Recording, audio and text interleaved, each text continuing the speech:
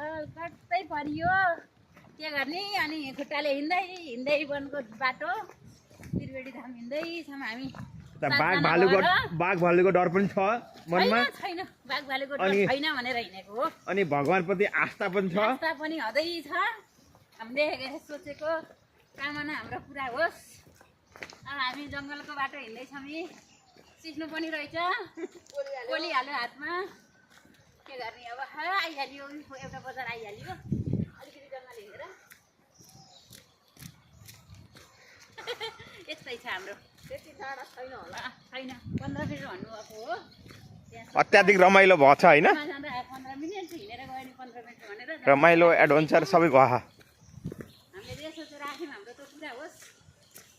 हामी 7 जनाको ग्रुप भएर आयौँ मम्मी हाई हाई गर्नु त हाई हाई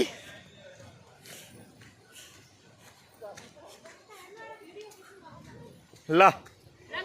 यस्तो भनेको अस्मेली